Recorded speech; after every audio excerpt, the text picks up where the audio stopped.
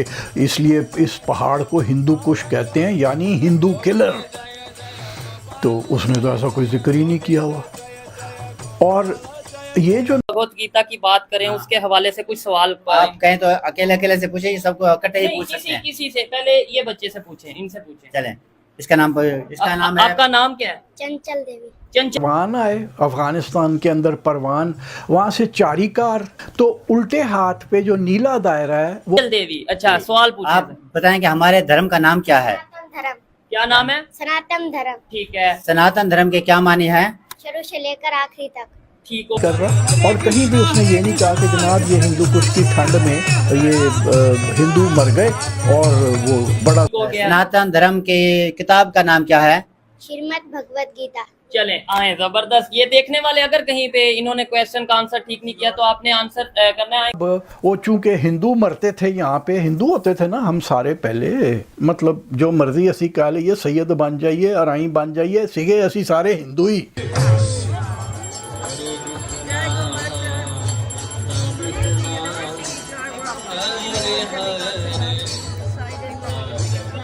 نمشکار دوستو, پاکستانی ایک بے حد ہی جاہل قوم ہے.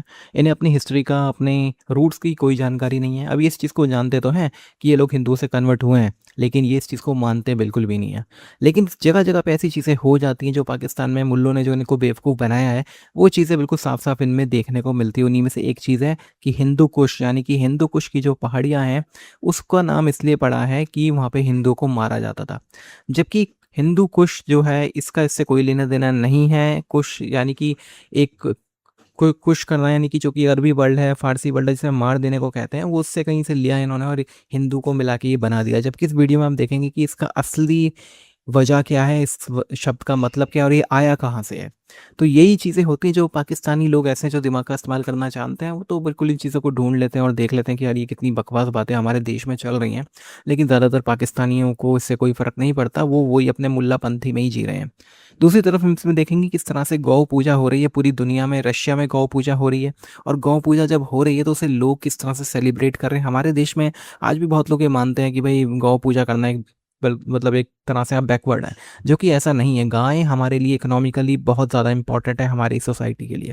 آپ کیا سوچتے ہیں کمنٹ باکس میں ضرور لکھیے گا. ویڈیو اچھا لگے تو لائک کریں, شیئر کریں, چینل کو سبسکرائب کرنا نہ بھولیں اور بیل کا آئیکن پریس کرتے ہیں لیٹسٹ نوٹیفیکیشن کے لیے. آئیے آگے بڑھتے ہیں اس ویڈیو میں.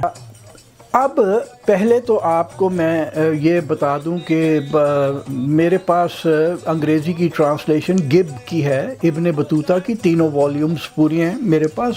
اس میں کہیں اس نے یہ نہیں لکھا کہ جناب 2 لاکھ ہندو مر گئے اور وہ جناب بڑا ظلم ہوا, بڑے ہندو مرے اس لیے اس پہاڑ کو ہندو کش کہتے ہیں یعنی ہندو کلر.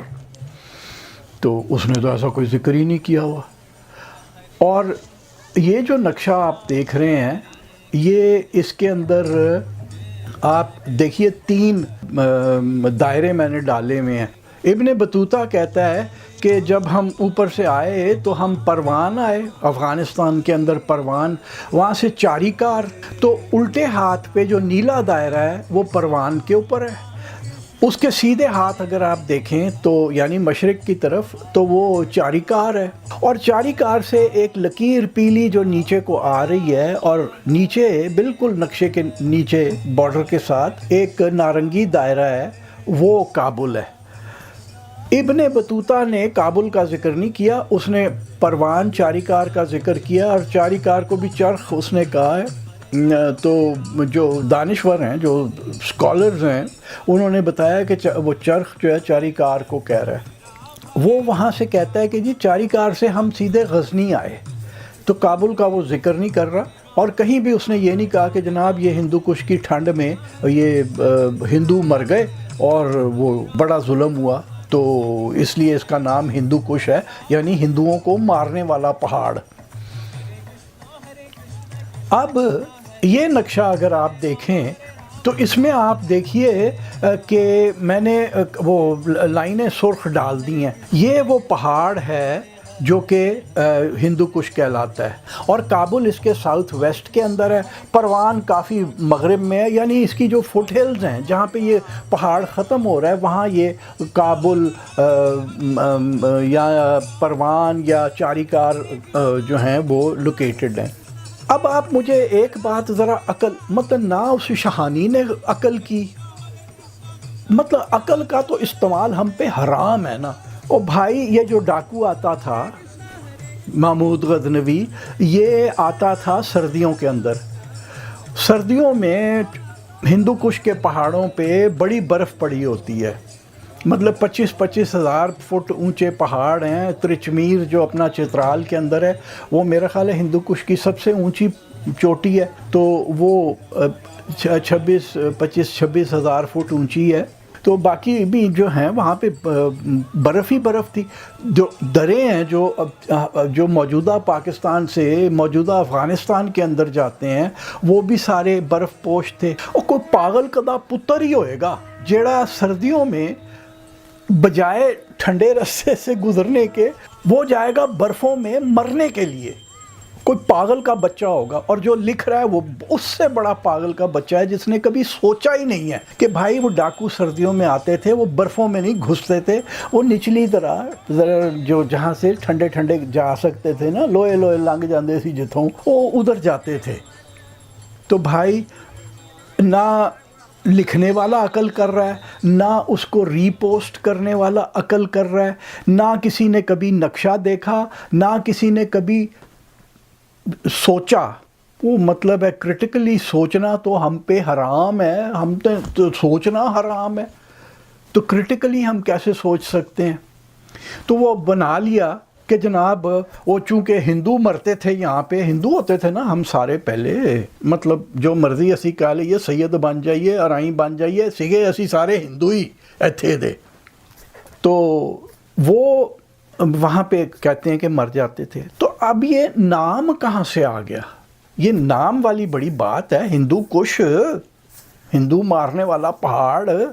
تو یہ جو بیوقوف لوگ یہ چیزیں ری پوسٹ کرتے ہیں نا، یہ اور جو لوگ یہ بیوقوف لکھتے ہیں یہ بات، ان کو یہ پتہ ہونا چاہیے ہے کہ جب الیگزینڈر یہاں پہ آیا تو اس کے ساتھ جو لکھنے والے تھے اور اس کے بعد جو لکھنے والے تھے، جیسے ٹولمی ایک گریک جغرافیہ دان تھا 2 صدی عیسوی کے اندر، تو وہ لوگ یہ کہہ رہے تھے، الیگزینڈر کے زمانے سے یہ بات شروع ہوئی کہ یہ ان پہاڑوں کو وہ کہتے تھے انڈین کوکسس، کوکاف کو یونانی میں کوکسس کہتے ہیں، انگریزی میں بھی ابھی تک کوکسس ہی کہتے ہیں۔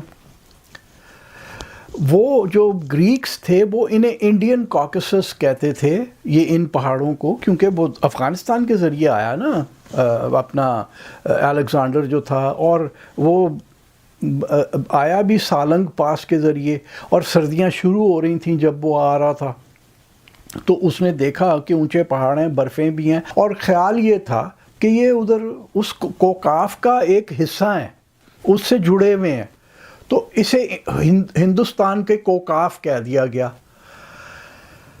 اب جب یہ لفظ فارسیوں کے پاس گیا تو انڈین تو انہیں پتہ تھا ہندو یا ہند ہے، تو کوکاف کو بگاڑ کے چھوٹا کر کے انہوں نے کش کر دیا، تو انڈین کوکسس جو تھا وہ ہندو کش بن گیا۔ اس میں کسی ہندو کے مرنے کا ذکر نہیں ہے، کسی نے بھی نہیں لکھا ہوا۔ یہ ہمارے یہاں نا 2 نام ہمارے آ گئے ہیں پکڑ میں، اسی انہوں نے ہر پاسے رگڑا دینے ہیں۔ ایک ہے ابن بطوطہ کہ جی ابن بطوطہ نے یہ لکھ دیا، ابن بطوطہ نے، وہ کسی خانہ خراب نے ابن بطوطہ پڑھا نہیں ہے۔ اور دوسرا خیر سے اپنا ابو ریحان البیرونی ہے۔ تو یہ جب مجھے پتہ پڑا نا کہ ابن بطوطہ کا لکھا ہوا ہے، تو میں نے کہا کہ میں ذرا البیرونی کو بھی چیک کر لوں کہ کہیں اس نے تو ایسی کوئی بات نہیں لکھی ہوئی۔ تو اس میں بھی مجھے یہ کوئی ذکر نہیں ملا کہ جناب ہندو یہاں پہ مرا کرتے تھے ان پہاڑوں میں، اور اس کی وجہ سے اس پہاڑ کا نام یہ ہندو کش